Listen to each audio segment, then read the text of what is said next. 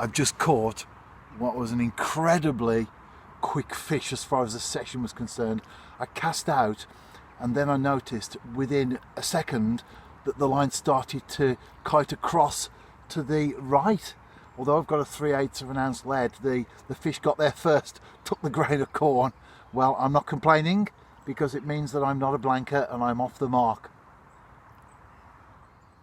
Typical of tench, they often leave slime on the line. You can see that all the way down while I'm here. This is my setup, a size 10 Drennan super specialist hook, and then a hook length.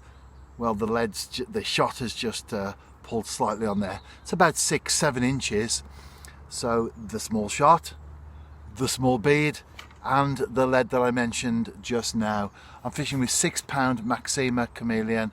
I've got an Akuma Xeon reel and a barbel special rod, which I find is fantastic for tench on a venue like this where they go to a decent size. You need a little bit of power sometimes to keep in control, but you don't want to go over the top. So perfect rod. I use this for quite a number of different species on different venues. For example, perch on big reservoirs that I fish occasionally as well. It all works out. You can't have a rod for every single eventuality, can you? A combination of every single venue and every single species. You'd have a tackle shot, probably more than a tackle shot, wouldn't you? So you tend to use rods and reels and line, etc., to cover a variety of combinations, and as long as it's working for you, that's the important thing. Okay, let me get this slime off there. Just bunch it together and then work it out like so. Get a grain of corn on and then cast out. I'm fishing 3 or 4 lengths from the bank, pretty standard. There are margins, there's a drop off, and then it gradually deepens as it goes out. Very clear bottom. I know what's out there, and I'm fishing over brown crumb and sweet corn. And I noticed this morning when I topped up my tub of brown crumb that I bring with me, that the sack that I opened recently has gone down very quickly. That's because I've done a lot of tench fishing and enjoyed it, by the way. That's always the most important thing, isn't it, when it comes to our fishing. Second take, second fish. Will it be the second one on the bank? I think it will be, because it's now in the net. A nice tinker, this.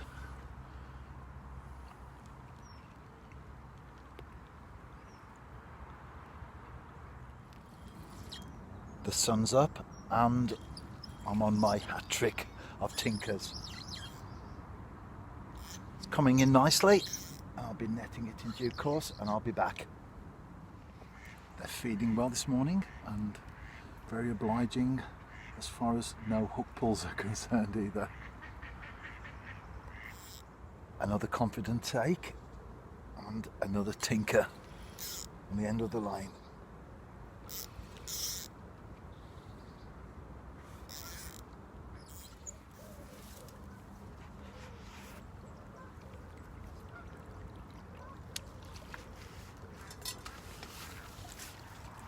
And another one on the bank and in front of the iPhone. They're certainly prolific this morning. Just a short session, but in angling it's very often a case of quality over quantity as far as time's concerned. Put yourself on the bank at the right time and you'll be able to spend less hours fishing, but more fish on the bank than if you were out there. Conditions like this in the middle of the day, not ideal. You could spend 4 or 5 hours in the middle of the day, maybe catch 1 or 2, but get out there first thing, more productive. Anyway, let's get this one on the mat and again in front of the camera.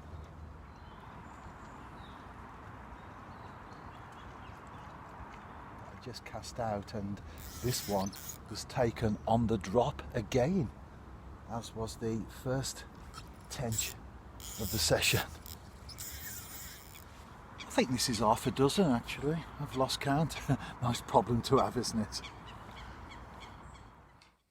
I certainly enjoyed this morning's angling session. Now it's time to talk about fishing because it's my weekly slot on Bayside Radio where I'll chat with Jeff Pearson for his afternoon show. We talk about fishing first of all and then Welsh football. And of course, hello to everyone else listening in to us today. Tench. I invariably do that when I go fishing. I always have a specific species in mind, but it's very difficult, especially with general coarse angling or even sea fishing, to eliminate other fish altogether. And the other species that I'm catching on this particular lake that I'm on is roach. I'm getting some nice roach, and although I'm using 6 pound line, a size 10 hook and a grain of sweet corn, I'm picking up some good quality roach, so that when the tench start to drop off, as we will find now as we move on into autumn, the roach will continue to feed throughout the course of the year. So I've already got those on my radar to return to the lake and target roach. So when it's freezing cold and you think to yourself, no fish will be feeding, well, roach will. They will go on right through the harshest of winters, and they will definitely be on my plan for the autumn and beyond. Yeah, thanks for the question, Peter. Mackerel are a summer species. So what you find now is that as we begin to move on in the year, then the mackerel will become less and less in terms of numbers. This month that we have ahead of us, September, then generally speaking, you'll find that that's probably the last month that you'll be able to catch mackerel, but they won't be as numerical as the previous months. And what you'll find anyway, if you are fishing for them on a regular basis, is that you'll be catching less. So you'll probably switch yourself to other fish as the months went.